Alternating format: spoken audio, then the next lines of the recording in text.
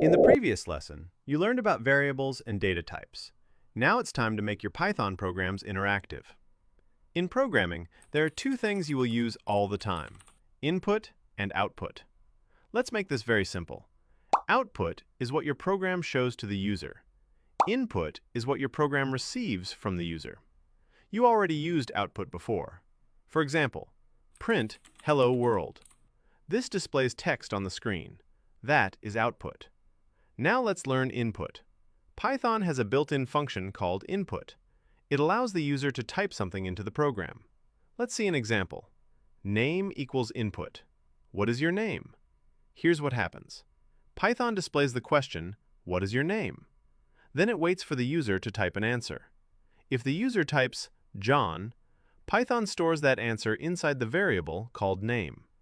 Now let's use output again. Print hello plus name. If the user entered John, Python will display "Hello, John." And just like that, your program is now interactive. It can ask questions and respond to the user. That is a huge step in programming. Now here's something important.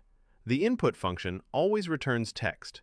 That means even if the user types a number, Python will treat it like a string. For example, age equals input. How old are you? If you want to turn that into a real number, you can use int, like this. Age equals int input. How old are you?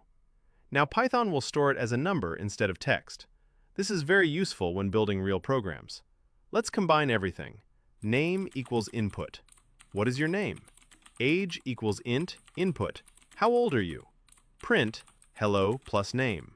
Print you are age years old. And now your Python program can talk to the user like a real application.